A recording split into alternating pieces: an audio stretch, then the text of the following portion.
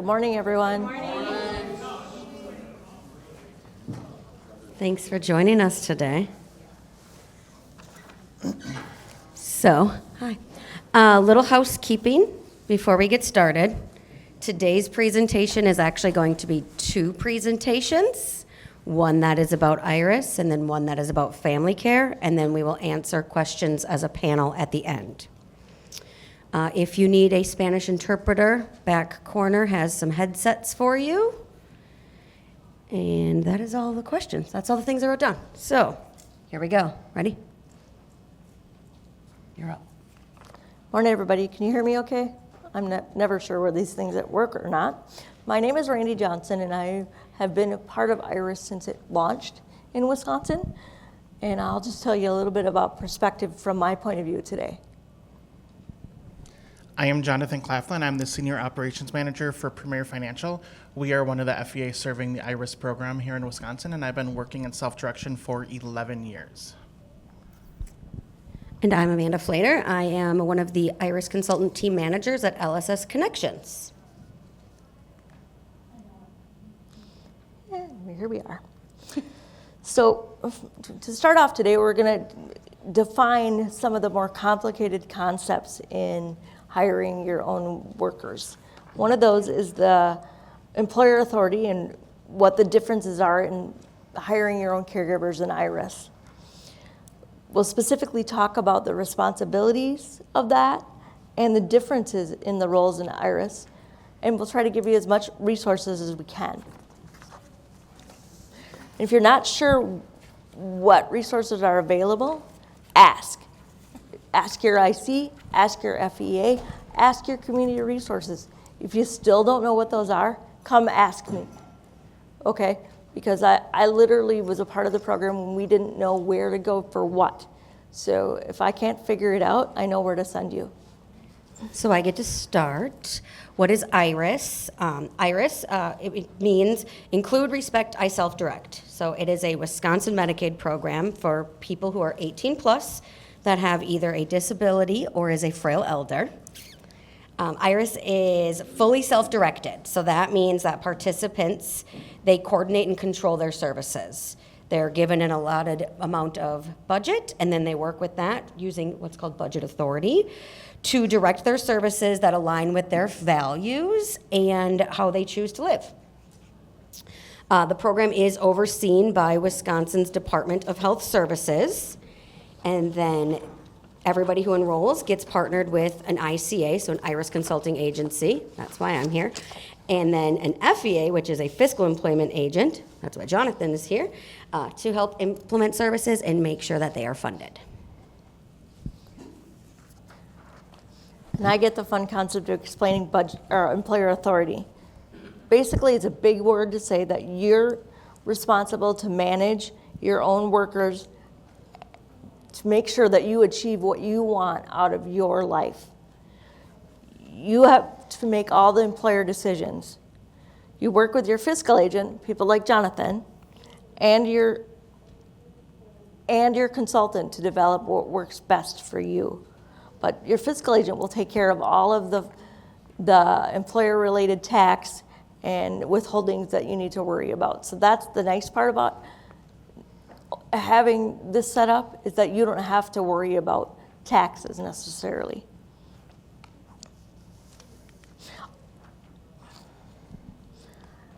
The next fun part that we need to talk about is, what does self-direction mean for you as an IRIS participant? It means you have to hire your own workers. You create your job description, you identify what you need done and how many hours you're going to need for that. You interview people, you check references, and you fill out formal paperwork for the state, including the background check stuff. And I know interviewing can be a daunting task to a lot of people that have never done it. So I brought a handout along with top 10 things to ask when you're interviewing someone and 10 things to avoid when you're interviewing someone. And it should be on your table. And these are by far not the only things, but these are the most common. one of the things that you need to do as an IRIS participant is you need to manage your workers, which means we need to provide training about what you need. You need to talk about scheduling, and you need to approve your timesheets.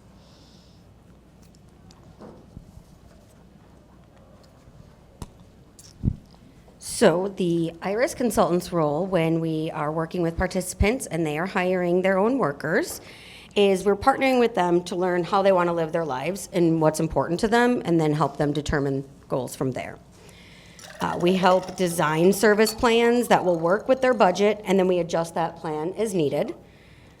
But that's all done at the request and the approval of the participant. We support participants to complete their required documents and paperwork.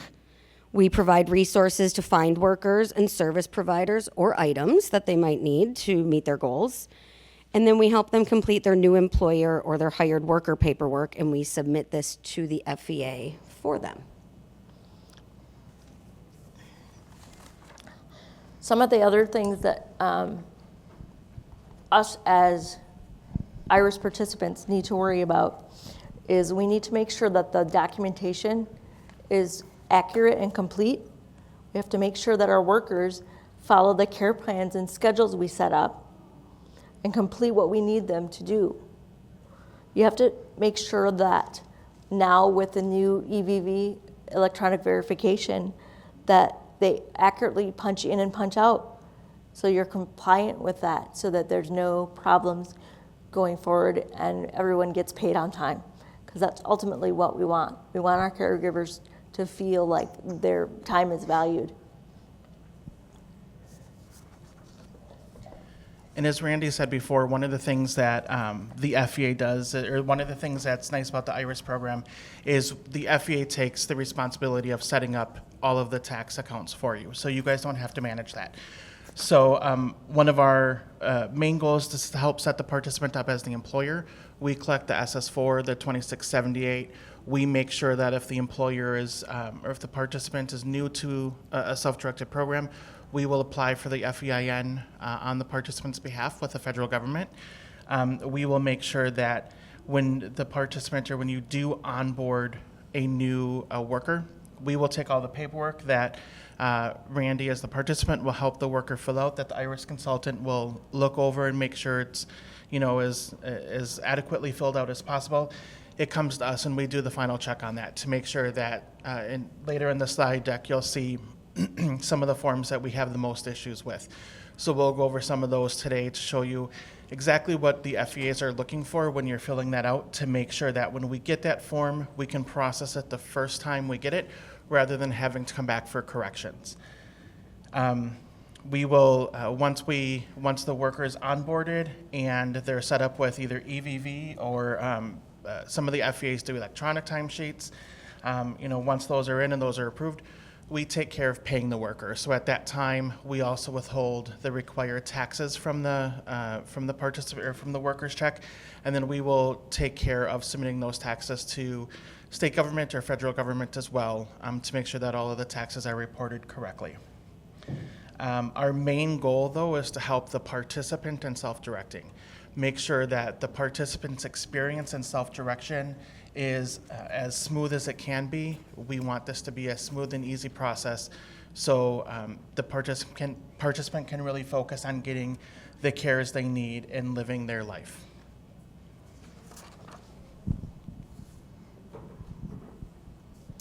So we did want to review a couple of frequently asked questions that we get. The first one being around background checks. So all workers and providers must complete a background check and need to pass it.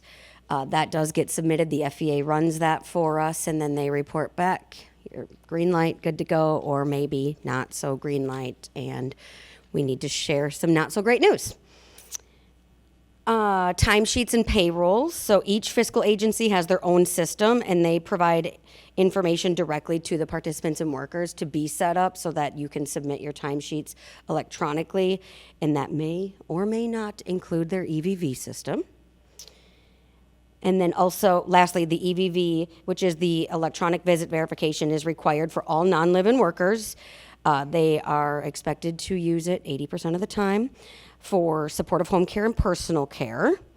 And all participants who have non-live-in workers, it is their responsibility to make sure that their workers are using EVV and maintaining their compliance. That's part of being in the program.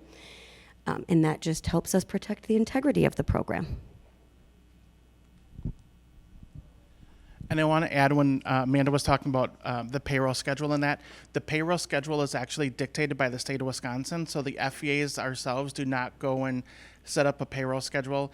Each FEA can only pay on a Friday per the state of Wisconsin's payroll schedule. So that's published every year.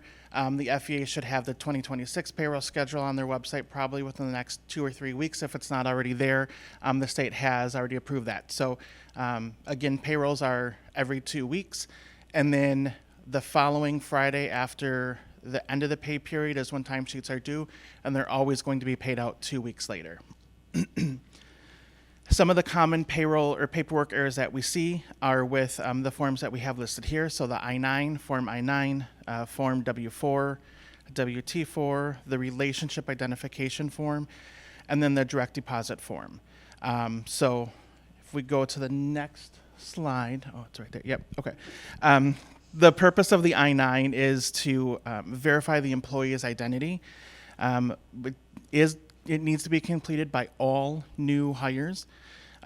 Only certain forms of identification are allowed, and the I-9 form, I believe, is now 8 pages long, and one of those pages does list the applicable, or the approved, I should say, forms of identification. And that's on page 2 of the I-9. So what we're going to go over now, like I said before, is common errors that we see in the form. So making sure on the I-9 that section 1 is completed. It's completed by the worker. All of that information should relate to the worker. If any of this information is missing, the FEA does have to reject it, and that's when we would go back to the IRIS consultant, the participant, and ask for updated paperwork. Main thing that's missed a lot is, we don't have a pointer, do we? The second red box where you see number 1 checked, a citizen of the United States, we do need that citizenship to be checked. So either a citizen, a non-citizen, that's where we see a lot of errors, and that's where we end up having to send the I-9 back a lot. So wanted to make sure we're calling that out. And then the bottom of the I-9, there's a section for the employee signature and today's date, and then there's also on the form a section for the employer, the participant signature and date as well. The section 2 of the I-9, so you would need either list A or list B and C, and this is where you can find on page 2 the allowed forms of identification. Most common are people will either do the driver's license or a state ID, and then social security card. But when you're filling that out, please make sure that that is being filled out completely and correctly. Obviously, the social security card does not have an expiration date, so that can be left blank. You can put NA there, but make sure that everything else is filled out correctly. And then here's where on the bottom you can see where the participant would sign. That is the participant information, so it's their name and information. On the W-4, this is used to determine the amount of taxes that we will withhold. This form no longer allows for the standard exemptions, like single 1, single 2.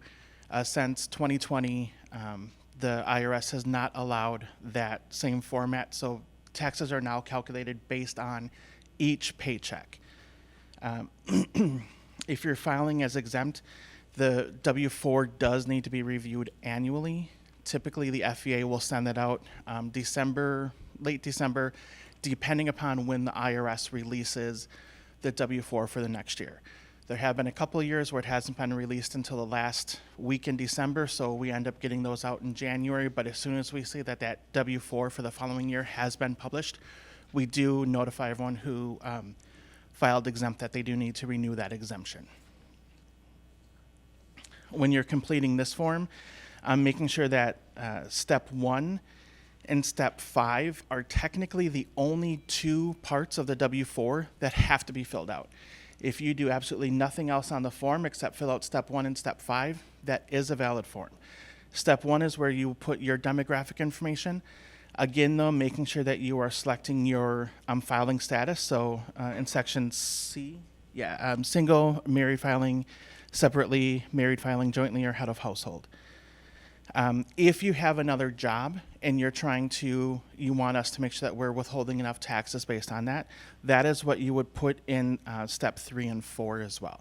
But again, those are not required. Most of the forms we get do come in blank. If you are filing exempt, this form, the new W-4s are not as cleanly labeled as the ones in the past have. In the I believe it's page 2 of the 2 or 3 of the W-4, there is like a note section that walks you through each step and what to mark. In there, it does state where to write exempt, but you would write exempt under line 4C. So if anyone is filing an exempt status for W-4, they would just put it under 4C in the blank space, just the word exempt. And then step 5 does have to be signed by the worker and dated as well. WT4 is essentially the exact same as the W-4. WT is just the state of Wisconsin's tax form. So this tells us how much of the state income tax we should be withholding. Again, the amount withheld is based on the filing status, dependents, anticipated taxes, credits, and deductions. Similar to the W-4, this form no longer allows for the exemptions either, so the single 1, single 0 is no longer allowed on this form either. If you're filing exempt, again, this does need to be renewed annually. The difference between the W-4 and WT-4 with the exempt filing status is the W-4, the federal form, we need that by February 15th or right around there. The state of Wisconsin, it expires in April. So there are a couple more months, but typically the FEAs will request both forms at the same time. Just makes it cleaner for our record keeping. When completing the W-4 or WT-4, again, the demographic information on the top, making sure you're putting your social security number, date of birth. In the middle figure, if you want us to, if you're claiming exempt, you would put that on the line next to 3, and then signing and dating at the very bottom of the form as well.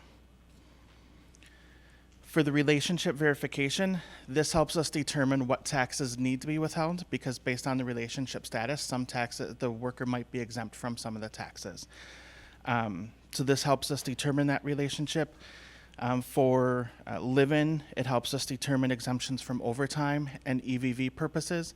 Live-in workers are exempt from EVV, so you do not need to use, if in the IRIS program, if you're doing supportive home care or personal care, you don't have to log those in an EVV, either through SANdata or an aggregator.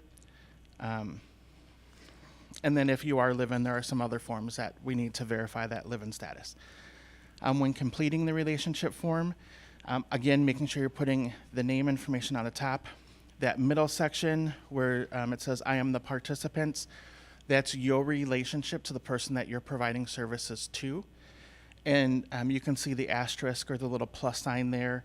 I have noted under there what that means. So the asterisk shows that you are exempt from SUTA, state unemployment tax. The little plus sign with a line under it shows that you're exempt from Social Security and Medicare. And then domestic partners in the state of Wisconsin, apply for some exemptions as well. According to the state of Wisconsin, domestic partner is same sex. We've had people in the past who have tried to check that box, but because they're opposite sex, the state of Wisconsin does not recognize that as a domestic partnership per state statute. The live-in questions for exemption and overtime pay or EVV requirements. If you don't live together, you would check no for both of those. If you do, you would check yes. And then there would be on the form, there's another area where we need to verify the address. And then there's certain forms that would need to be turned in with that as well. If you're checking that you are live-in, we also do need to know that shared address, right? So we need to know, we need to be able to verify that both participant and worker are living in the same place. And live-in status per IRIS policy is slightly, it's not like a permanent live-in like some people would think. What the state of Wisconsin determines as a live-in caregiver is the worker would stay at the same address of the participant for at least 5 consecutive days in a week. So you don't need to live together 7 days a week, but if someone needs 24-hour care and you're living with them for at least 5 days in the week providing care, then for the purposes of live-in, you are considered a live-in employee. Here's where we get to the allowed forms. So if you're, you would either need to provide one item from column A, which would be the current driver's license or state ID card, another current official ID card or license issued by a Wisconsin governmental body, or you would need to do 2 items from list B. The relationship form is long. It keeps going. And then the participant employer is going to have to certify as well that they have reviewed the documents, that they are attesting that it is the same address and everything is good. And then both the worker and participant need to sign this form at the bottom. Finally, the direct deposit form. The direct deposit form just gives the FEA the authority to deposit funds into your bank account. So it's really, each FEA does have their own form giving them the authority to deposit. So if you would transfer FEAs, this is one form that you would have to fill out when you transfer. The FEA will need a new one because we need one authorizing us to deposit funds into your account. The form is required.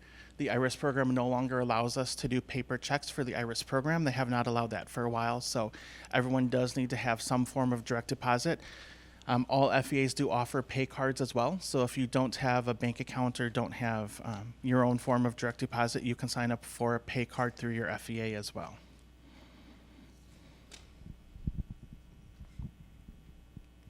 Then we're going to skip this slide. So if you have questions, write them down so that you can bring them back to the panel. We want to make sure that the other half of our group has time to get through their information too.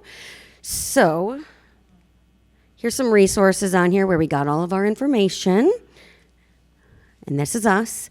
We're going to take a 2-minute break while we transition and I reload a different PowerPoint, and then we're going to hear from our friends at the other end of the table.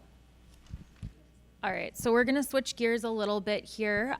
So we're going to talk about the family care side.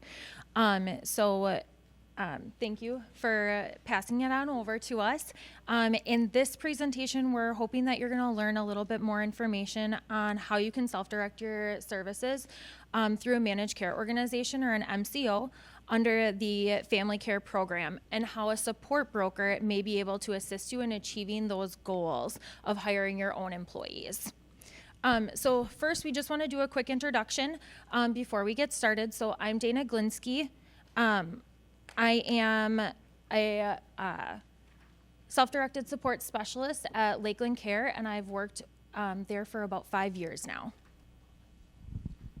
Hi, everybody. I'm Lisa Lantz. I'm a support broker supervisor at Lutheran Social Services, and I have worked for LSS, which is one of the largest nonprofit agencies in the Midwest, for 25 years now. All right. So today we really hope that you're going to learn and take away some valuable information from both presentations. For this one, we're going to talk about what family care is, what self-direction looks like in family care, what a support broker is, and how a support broker could assist you in family care. Also talk about some benefits of a support broker, and then lastly, we'll hear some or read some member testimonials on people that have been able to self-direct their services and supports while utilizing a support broker. One thing that I did want to note is that in IRIS and family care, you might hear different terminologies. So I did create a behind the title Who's Who. It is available in your folder, so I'm just displaying it here for you. This is going to help with identifying some of the different titles that you may hear differently through this presentation. So for an example, you are hearing participant, but you may also hear employer, member, client, consumer, but that all just relates to the person that's receiving the services. So again, it just is going to help you with identifying those different title changes.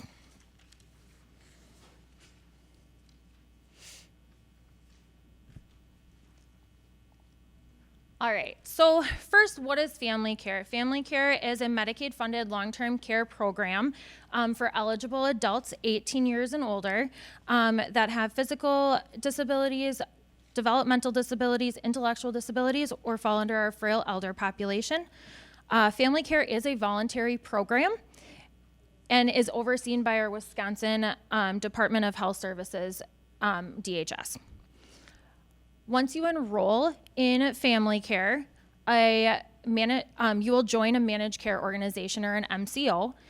They work with a care manager and an RN or a registered nurse care manager.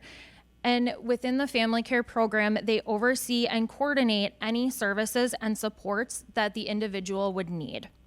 Within family care, the member can choose to self-direct one or more of their services and supports.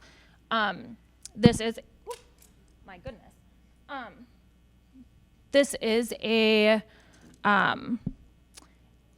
something throughout the state of Wisconsin. So we do have the GSR map. That's just where the different geographical locations are and tells you which MCO you would be able to choose. So if you have more or want more information on that, you would just go to the ADRC, that your local one.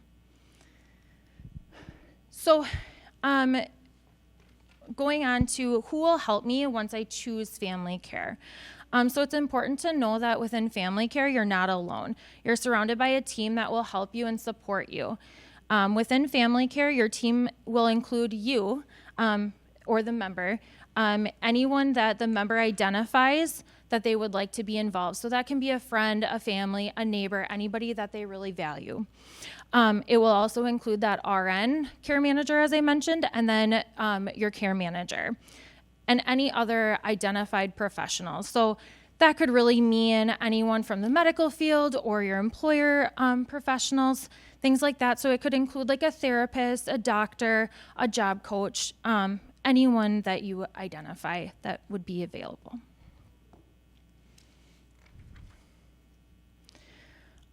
So self-direction is available within family care. I think that's one thing that we always like to highlight. Within family care, you can choose to self-direct, and that's one option that's available for our members. Self-direction within family care, it offers our members more choice, flexibility, control, and independence within their services and care plan. So the member is the legal employer and has the role of finding, hiring, and supervising their own employees. The member can choose how, when, and where they will receive their services and supports. Self-direction in family care allows flexibility in choosing how many of those eligible services they choose to self-direct, as it's identified within their care plan. It is the member's responsibility to ensure that they use their services according to how it's authorized within their care plan. So we want to make sure that we're following that. As I mentioned earlier, within family care, you're not alone. This includes when you choose to self-direct your services. So members will also work with an FEA or FMS provider, which is that financial management service. So as you heard earlier with Jonathan talking about FEA, you're still going to work with a FMS provider. And they will help with all of those financial services, such as the payroll for your employees. They will help with running the background check, and they will work with you to complete those the necessary intake paperwork. Additionally, members will continue to receive that ongoing support from their care team. So the care team continues to help out throughout all of this. If a member wishes to self-direct, but feels that some additional support is needed, that's where a support broker may be a great option to being added into the care plan. So that's where you would just talk to your care team to see if that's an option. Now I'm going to pass it over to Lisa so that she can tell us more about the support broker services and how support brokers are able to help and benefit our members in family care. Thank you, Dana. So I want to just start. I'm very passionate about support broker services. I've been a support broker for about 15 years, and I just think it's a wonderful service. It can help people with being able to self-direct a lot of these different pieces, like being an employer, which can be very challenging. I mean, Jonathan did a great job of explaining all of those forms, but nobody is born inherently knowing how to be an employer or how to fill out those forms. So it's completely understandable that some people might need a little bit more assistance with all of those processes with being an employer. So that's where support brokers can come in and help you with that. So you don't have to do that on your own. You're the boss, though. Ultimately, you're the person that's in charge. You make the final decisions on who you're hiring. All of those pieces are up to you as the member, but we're there to support you and help with that. So just starting with the formal definition of a support broker, we're someone who assists with planning, securing, and directing self-directed supports. And I like to emphasize that says assist because, like I said, everything should be driven by the individual. It's your life, it's your choices on how you want to live and what you want things to look like and who you want to hire. We're just there to help you. Maybe we can guide you and give some thoughts about things that you hadn't thought about before, but the decisions come down to you. We work with people who are receiving long-term care services and have chosen to do that self-directed, the eligible pieces from their care plan. A support broker should have knowledge of the needs and preferences of the people that they're working with, as well as knowledge of local resources. When you're thinking about like hiring staff and things, it's important to know what location the person is in. Different regions have different things going on within them. So if you're trying to hire a worker in Milwaukee, you might advertise differently than how you would advertise when you're looking for someone up in the Northwoods of Wisconsin. So being aware of that and having a support broker that has that kind of knowledge is really important. You want to make sure that you're looking at the support broker and figuring out who's a good fit for you, who has that experience, who has that background that's going to be able to help you specifically. Personalizing the support is critical for support broker services because there's always a goal of people being independent in their own home, living their life in a way that best suits them, not someone else. I may like to live my life in a certain way, but you might like to live your life in a totally different way, and that's okay. I should be there to assist you to live your life the way you want and not trying to change your mind or put you into like a mold of how I think things should be. So support brokers can provide assistance to people who know what they want out of their lives, how they want to live their lives, but they need some assistance in certain areas in order to get there. So that's what a support broker does. So if you're thank you. So if you're considering self-direction, some of the services and wondering if support broker might be right for you, the first step would be reaching out to your care team to learn about the support brokers that they contract with, so that you can learn about what your options are, who's available to you potentially to work with, and discuss with your team what kind of help would be best for you. So that would be kind of your starting point. And remember, this service is not a one-size-fits-all service. It should always be flexible and person-centered to meet your specific needs at that point in your life. I like to point out that it's kind of like an a la carte menu where you're going to have a lot of different things that a support broker can help you with, but you get to choose which pieces that you're already comfortable doing and continue to do those things, but whatever pieces you feel you need that extra help with, that's what the support broker can do. We can step in and help you with learning those skills or help you with you just going through the process, teaching you how to be an employer, doing things that you might have not thought about previously. And the best part with that is that it can change over time. As you're working with your support broker, you might get more comfortable with some of those pieces and say, hey, I don't need your help anymore. And that's great. That's what we want to see. We would step back at that point and let you take that over, because it is self-direction. We want to see you living your life to the fullest and doing things for yourself as much as you're able to. One of the main roles a support broker assists with is how to be an employer.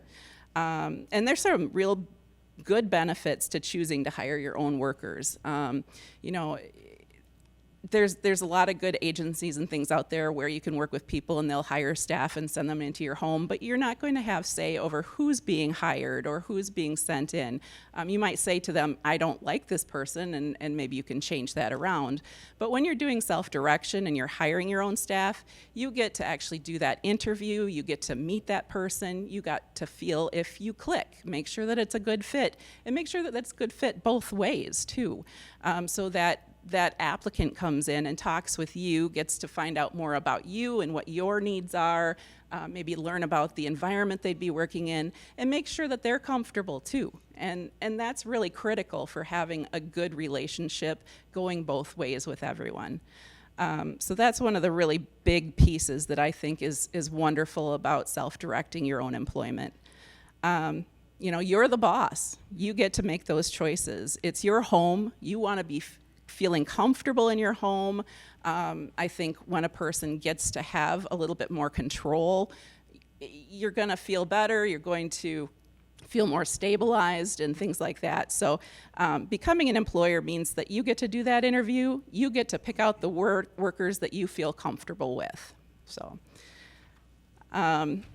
in your folder, you should see a handout that's titled A Deeper Dive, Support Broker Assistance, Employer-Employee Related Services. I put this together, and it's not an all-inclusive thing by any means, but it is fairly comprehensive and in quite a bit of different areas. So I would encourage you to look that over, and as you're looking through it, if you see some things that you really hadn't considered before, and you're thinking about maybe self-directing your own employees, maybe a support broker would be right for you.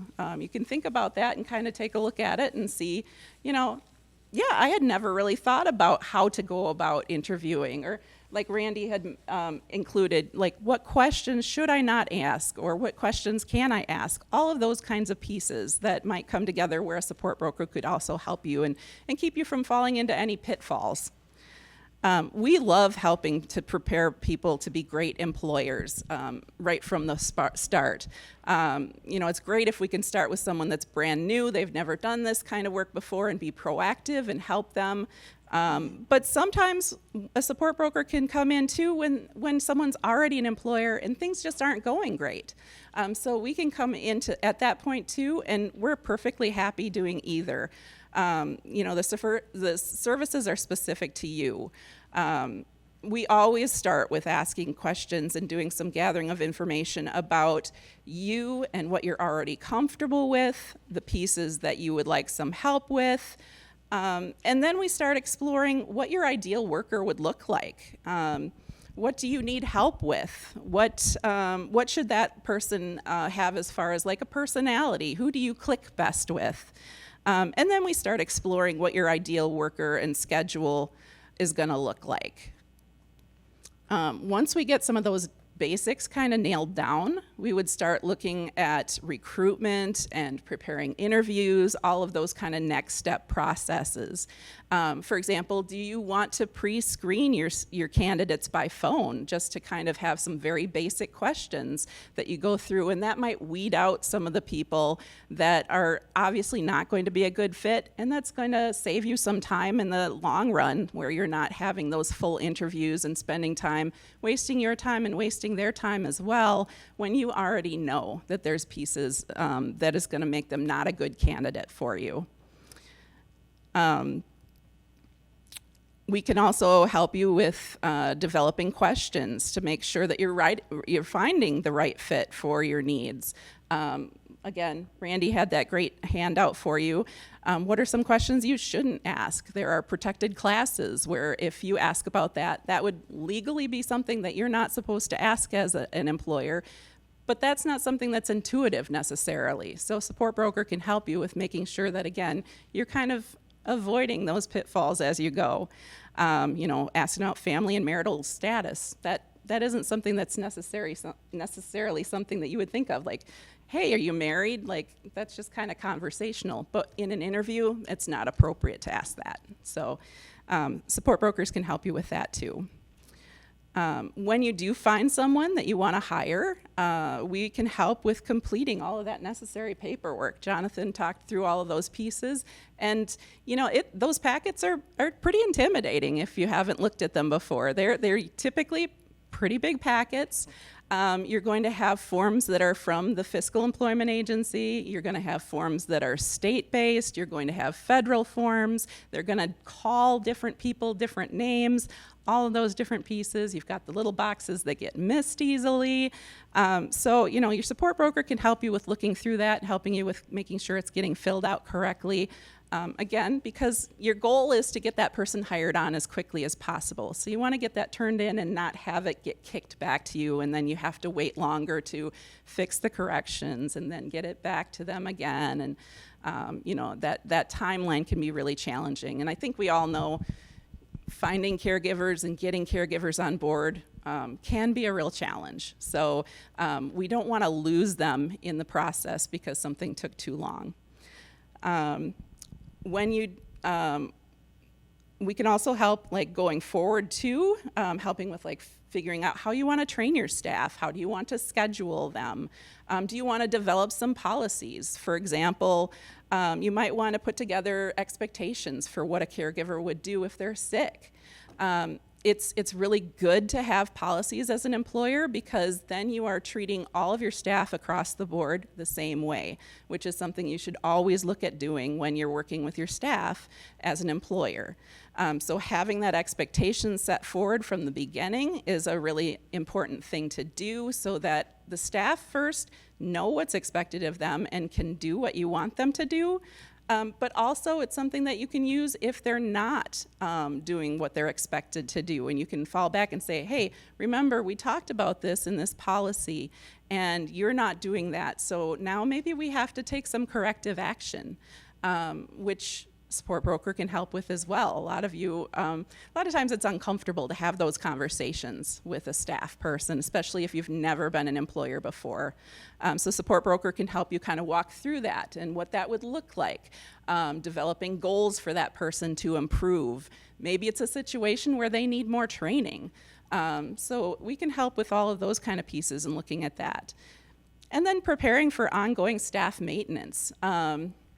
Maybe you want to have team meetings periodically, so that making sure all your staff are on the same page. Or maybe you develop new policies and you want to roll those out with everyone and give them a chance to ask questions. We can help you with kind of looking at how to develop an agenda for that, or how to stay on track when you're leading a meeting. All of those kinds of pieces, we can do that as well.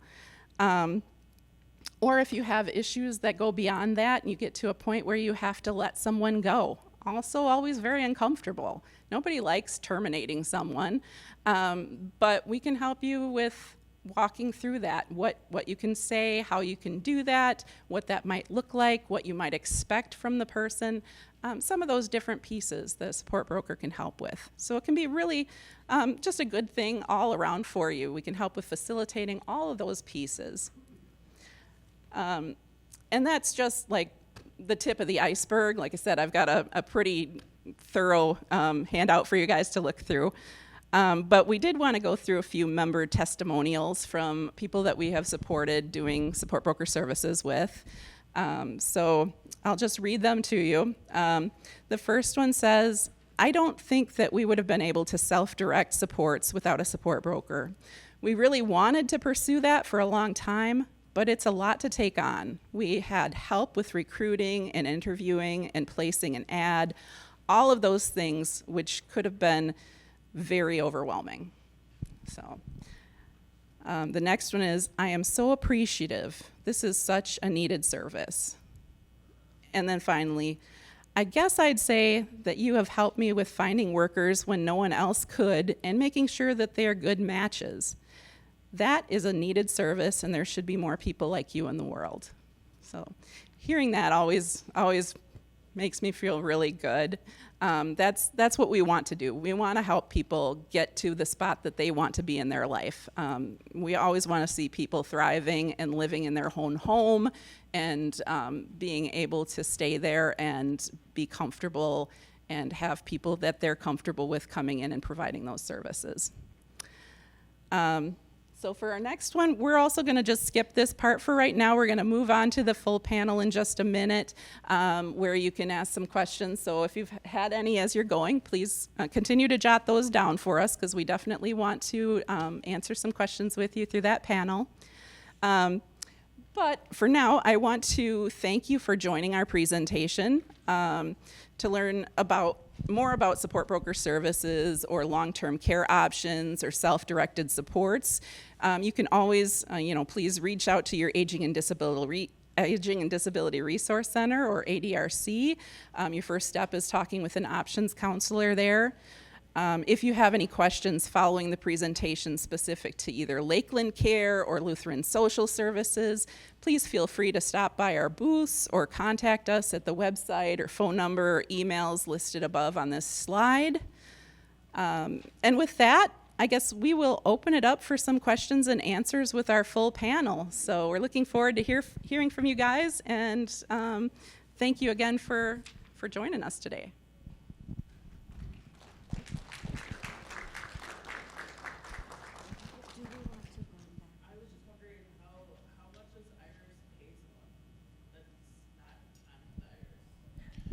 So, like per service, you mean?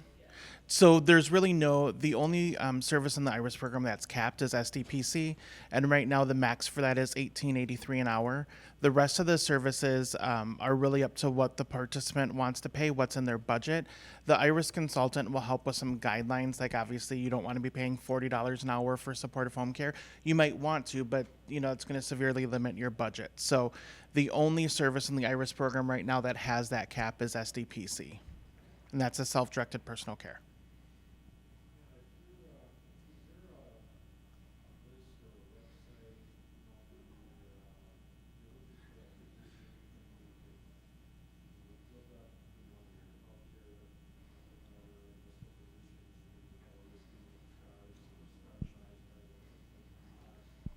Something like that, or should your IRIS consultant know, if you're looking for a worker to hire on, support, is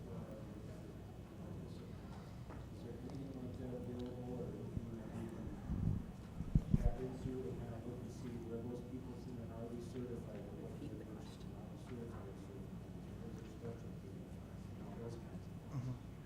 Okay, are you asking specifically for a physician? Is that what I heard? No, he's looking for a worker. Caregiver registration. Yeah. Oh, when you're looking for someone, I'm just repeating it. When you're looking for caregivers, is there a place, like a general place where that's stored? And stars to stay if they're good. Oh, I wish I could use that when I'm hiring for everything. No, I didn't already. Someone can go that's looking, but I don't have to say, if this one doesn't have anybody to look up. You're looking for someone, I want to know out there in the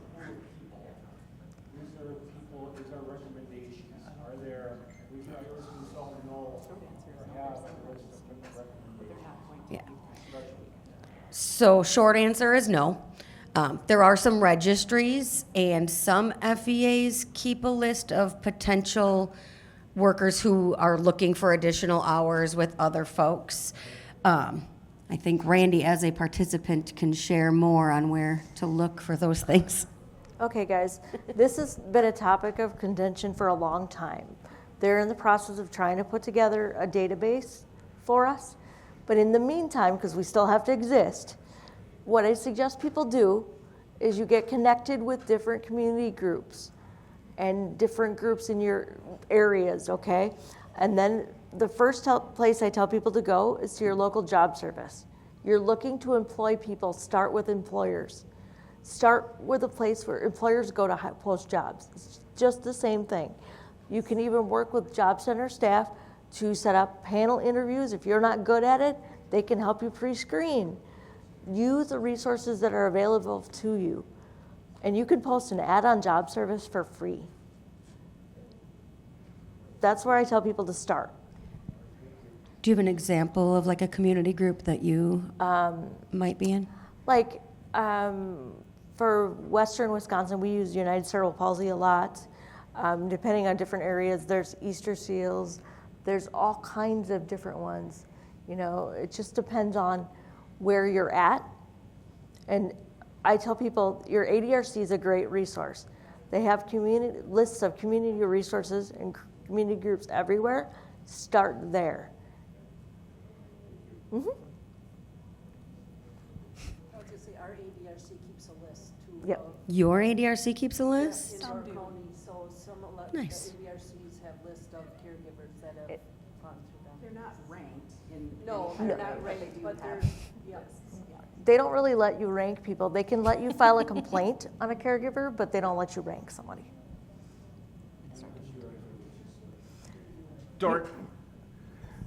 So the Door County, some ADRCs keep lists, and the example was Door County ADRC does keep a list. They don't allow you to rank the employees, but you could check with your ADRC as well. They might have a list of workers in your area who are looking for additional services.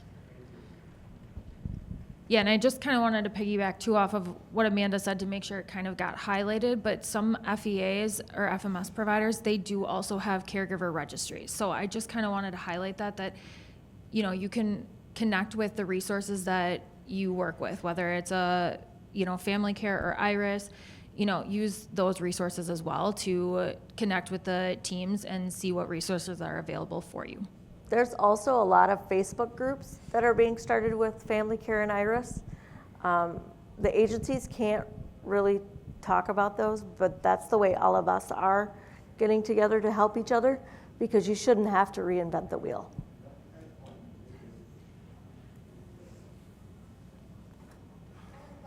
Sure. I know somebody that used to provide care through Iris, and then that participant passed away, and now she has not done caregiving in a long time. She actually used to have the person living in her house. How can she get back into that? Maybe be a resource for someone to utilize. If someone needs somewhere to stay and they want to house them, I mean, is that a possibility? I don't know what resources to give her for that. She used to be a provider. So, yeah, so I think, you know, when somebody is interested, they can contact the ADRC, they can contact an FEA, they can contact their MCO or Iris, so they can contact, or a support broker, and that'll help them with putting their name out there. So we're able to do that. Anyone else have anything?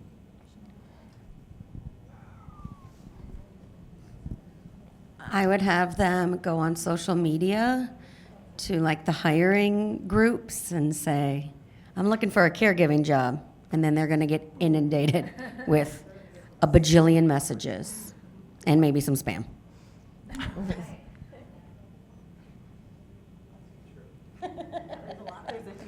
There's also a huge group of us that are connecting each other to caregivers.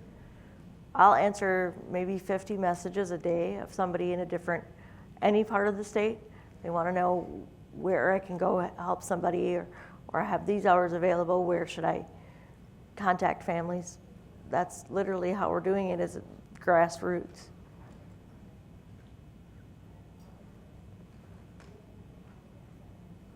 Any other questions?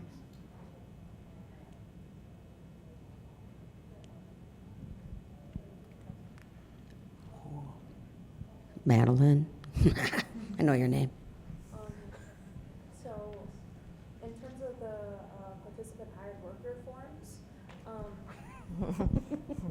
does every person, when they go through to be checked, are they sent through an automated system, or is every person going through and eyeballing it directly? So I can only speak for Premier, obviously.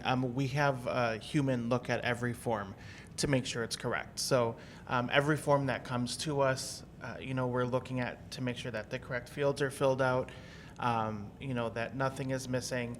I can speak from a previous conversation I had with the other FEAs as well, that we have agreed I'll use air quotes, on what the form should have, right? So there's some forms that we know what fields need to be filled out, but like on the I-9, for the issuing authority for a driver's license, is it DMV? Is DMV acceptable? Is Wisconsin Department of Transportation acceptable? So as FEAs, we agreed on what we would accept there, but from our standpoint, we actually have 4 or 5 individuals in our onboarding team who are looking at every application that comes in to make sure that the correct fields are filled out. And that really should be a question you can ask any FEA. They should be able to answer that. I'm not aware of anybody using electronic, but things change faster than I can keep up. I've worked with 3 out of 4 of them, so. And they do a really good, very thorough job. So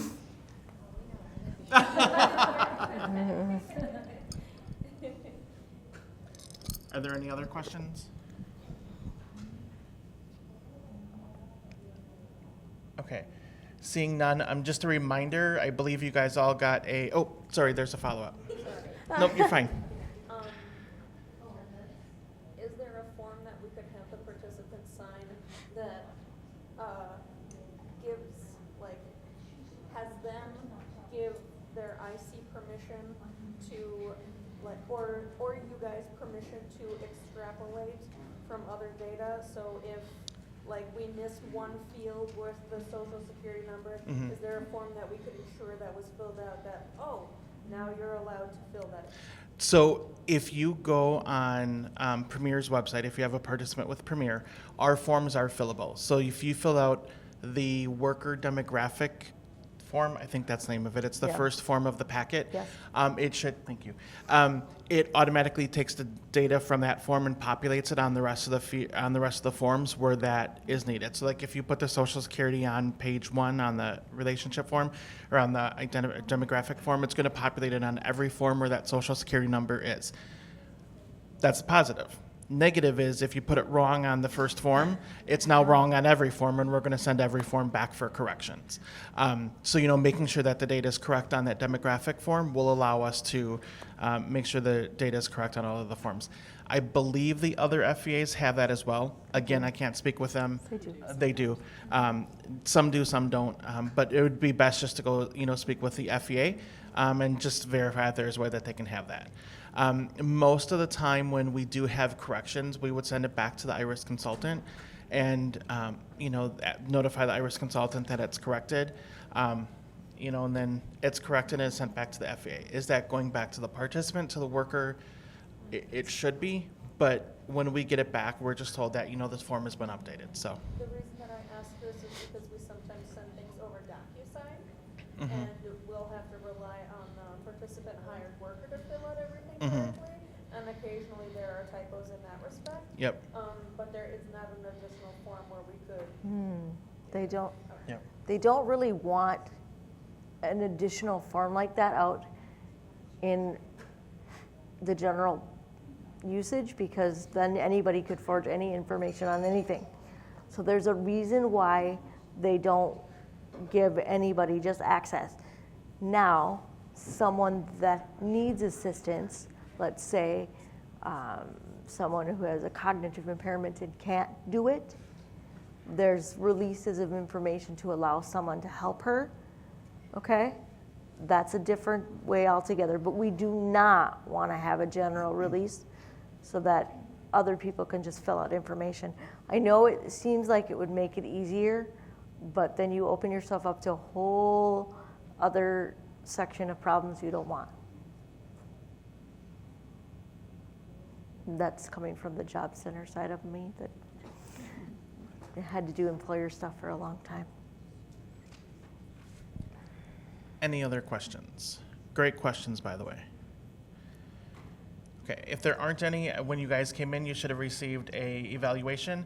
If you can just complete that for us, and then you can either leave it on your table or drop it with the gentleman standing up in the back of the room waving at us. Thank you all for coming, and enjoy the rest of the conference. We appreciate seeing you here.